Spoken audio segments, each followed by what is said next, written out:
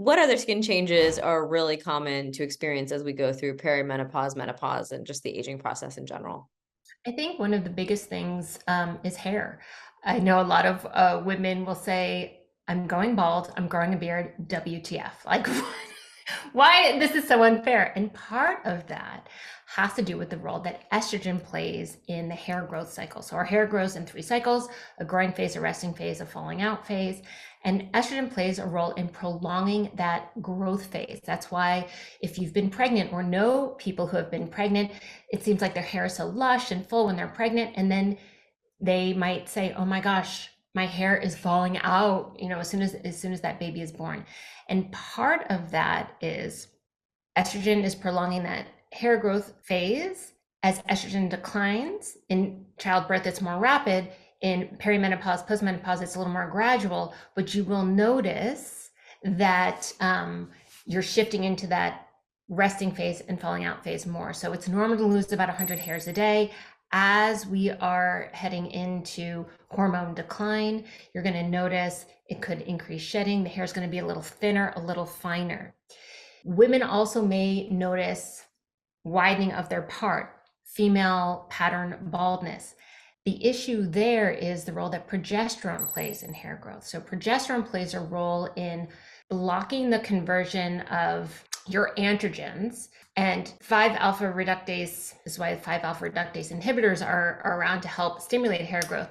With the lower influence of progesterone in perimenopause, androgens become dominant. When androgens become dominant, we know on the scalp, it causes what we call follicular miniaturization. It causes the hair follicles to get smaller, so the hairs become thinner and finer. That's why you notice widening of your part, thinning of the hair. On the face, the influence of the androgens actually cause those fine little vellus hairs to become terminal coarse hairs, hence the beard, the whiskers. Oh my God. Yeah, so that's real.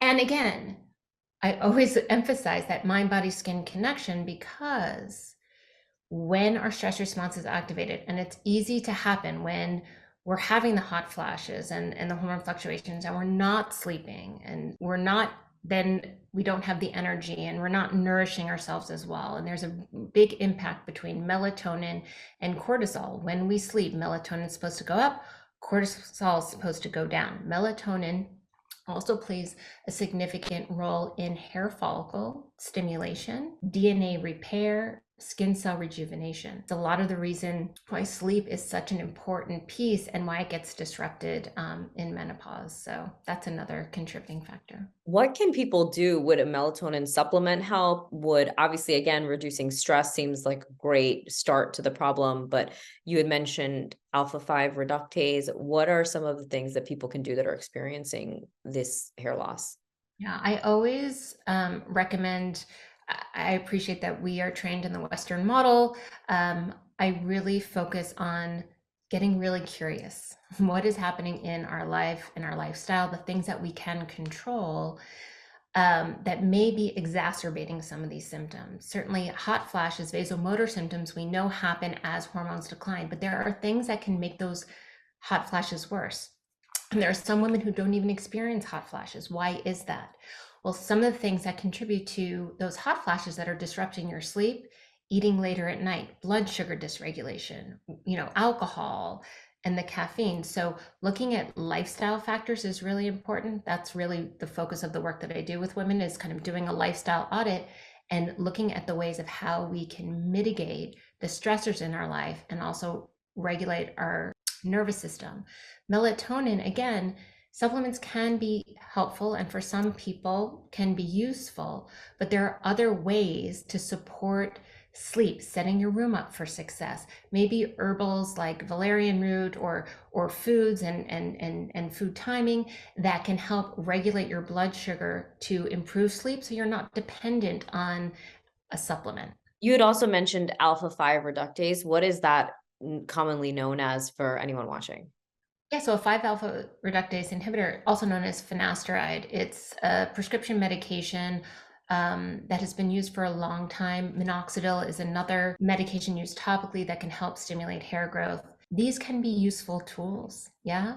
Um, and the only consideration, one of the considerations is once you start using it, you need to continue using it. So again, they can be very supportive, but part of the opportunity is to look at factors that may be speeding that process up, contributing to it. And that's why I'm always a fan of looking at getting really curious what's happening in our life and our lifestyle, and how can we attune to our own body and figure out, are there things that we can take control of without having to rely on external medication initially. I'm not poo-pooing medication. I'm just offering that there are so many things that you can actually do that don't require you having to be on a medication long term. Yeah, and certainly no one wants to be dependent on anything, so that's always a really tough thing to commit yourself to. Thank you, Dr. Barr, super helpful conversation, and hope everyone got a lot of value. Don't forget to like and subscribe below. Thanks for watching.